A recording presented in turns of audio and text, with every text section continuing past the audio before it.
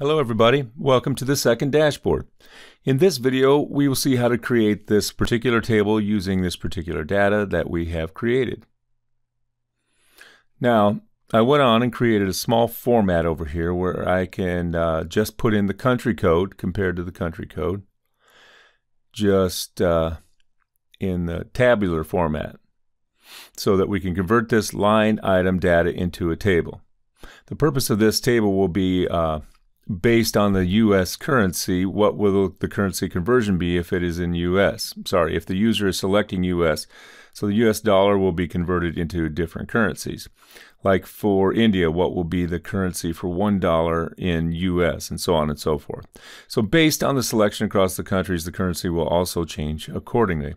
Now let's see how to get this thing done. To make things easier, I have named the data to the left, which is imported from the internet. And so I will name this table currency internet. To do so, simply select the data and from here put in the name box and press enter. Once done, it is confirmed. Do remember the name box does not accept spaces. Now to use it, zoom the screen a little bit. That should do it.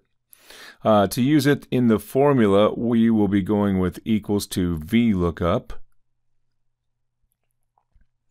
I'll use the country code where I'll keep the G constant using the $, comma, the data. Now I can actually go and select data that will in turn add the name directed, or as in the earlier videos, as I have mentioned, if we forget the name, we can simply go to formula. And from the drop down, we can select the name from the list over here. So I'll go with currency internet. So that will automatically select the data for me. Now I'm looking for the third column because that's the U.S. currency actual conversions. So I'll do that and I will have the answer, the exact answer. And that will give the currency for U.S. Now currently it is only for U.S. So if I drag it down, say 3 cells, then according to that, I get the answer. Let's say $1 in U.S. is equivalent to 1.32 in Australia. That means the value increases. Now, say if I tried for India, it should be 63 or 64 based on the Indian currency. Just let me check it. So let's expand the width a little. There it is. And so that's for the first table. Now the question is, as for Australia, it should be 1. So what I have to do is I have to divide it. So I will be dividing the same formula. I'll be using the same formula once again. That is copying and pasting it again.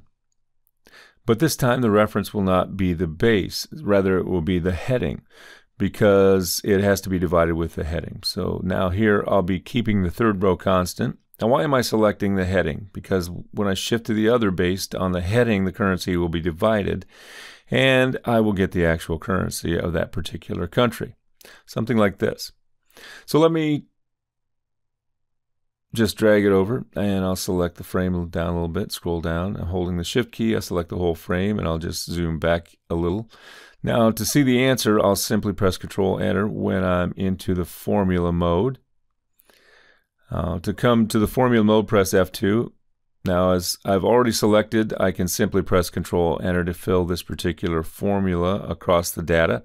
Now just to give a clear picture of what the data looks like, now in the US and for US, the dollar is 1 rupee, equivalent to 1 rupee. $1 is equivalent to $1.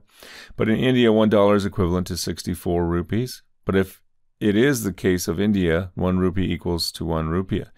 So if the user is selecting US dollar, then this particular table will be captured as the currency converter.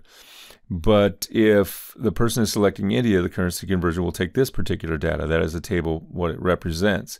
Now, just to make things even better and easier to understand, wherever it's 1 rupee, I wish to see it in a green color. To do that, simply select the whole data, Home, Conditional Formatting, highlight Cell Rules, equals to, just put in the number 1, and that will give a straight line indicator that wherever intersections by country are happening, it is actually that same currency. But this is for our understanding. The formula is working perfectly. I'll just set the color to green, okay, and that should do it. So once done, I'll just reduce the font back to its actual and save this particular profile.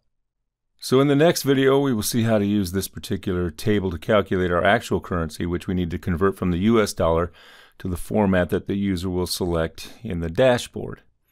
Till then, keep practicing. I'll see you in the next video. Thank you.